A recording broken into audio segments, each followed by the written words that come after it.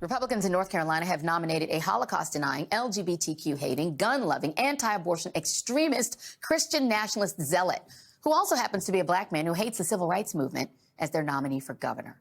And while usually we try to not make you listen to too much loopy talk on this show, I think you need to hear him for yourself. So, ladies and gentlemen, I give you Mark Robinson, the state's current lieutenant governor. For me, there is no compromise on abortion. It makes no difference to me why or how that child ended up in that womb. There's no reason anybody anywhere in America should be telling any child about transgenderism, homosexuality, any of that filth. And yes, I called it filth. And we are called to, here we're getting ready to get in trouble, called to be led by men.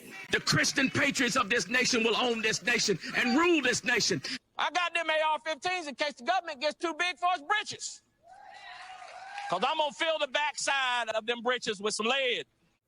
Now, it is worth noting that he was bragging about his AR-15 the day after a white supremacist murdered 10 black people at a supermarket in Buffalo, New York, which it turns out is completely in character for Robinson, who rose to right-wing fame as a passionate defender of guns, guns, and more guns.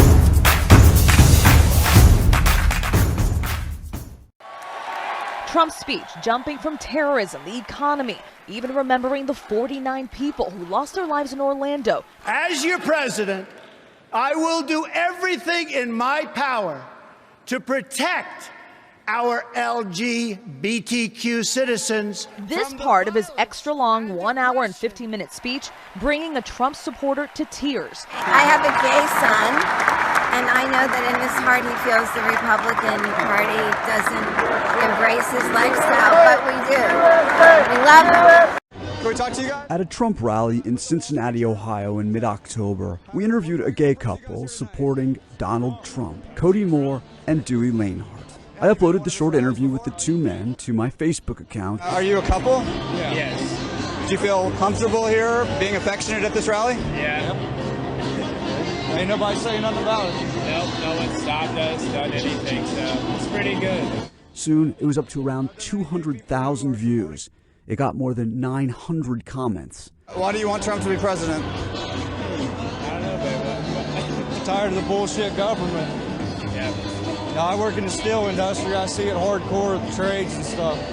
Time for a change. Trump's the man for it. Now, plus, I really feel like he would bring more jobs to the country, and he would, like, the system and everything would just be a hell of a lot better with Trump. Nothing more Lanehart said in the interview was particularly unusual or exceptional. The video was shared mostly by people who seemed to share the couple's sexual orientation, but clearly not their presidential preference. Moore and Lanehart were ridiculed by commenters as uneducated, rednecks, traitors to the gay community, and even compared to Jews who supported Hitler. Another commenter writes, 2 bricks directly into their faces. Why all the anger? Based on the comments, some people apparently don't think gays should support a campaign that has seemed to incite bigotry against some groups, and a candidate whose rallies have featured hateful words and at times violence among the attendees.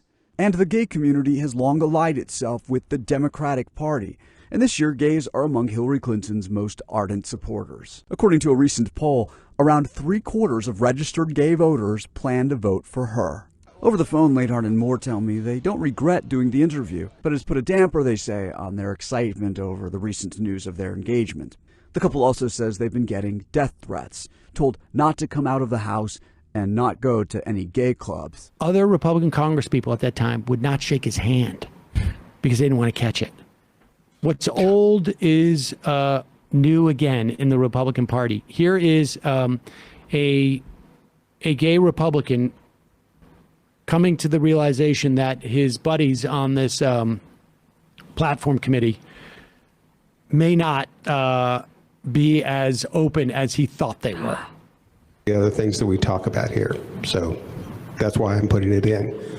Anybody want to speak against? Mr. Vaughn? I know you're all surprised, right? Look, I have not spoken against any other of these planks on homosexuality. Pause it for 1 second. Pause it for 1 second. This guy is responding to the fact that the guy who just spoke prior to him put into the platform, homosexuality is an abnormal lifestyle choice. Incidentally, it's 2022. This is not from 1981. Right? Look, I have not spoken against any other of these planks on homosexuality. A lot of these things have been agreed to with Texas Values and others coming to a long conversation on these things. We don't just call, look, abnormal, yes, by scientific, mathematical definition, you are correct. And then we can put in Vietnamese Americans, because they're a very small percentage of America, are abnormal. This is meant to be insulting language. It's not, it does nothing for policy. It does nothing to move us forward. And honestly, it's a little insulting to drop this on this body right after you say we don't have a lot of time to discuss other planks. This is, I'm sorry, but we have gone through this. If you wanted to do this yesterday, we had more time to discuss. That's fine, but dropping this on this committee right now, after these things have been so hard fought, after honestly something I deeply disagree with, I've ignored, I've allowed through, not been part of this at all, and then to come through this, it's harmful, it's hurting. I was called a pedophile outside. Somebody screamed pedophile at me because I'm a gay man. I'm a member of this committee. I was unanimous. I'm sorry, I shouldn't get this emotional. I'm a member of this committee. I have been committed to this party. I have walked every weekend.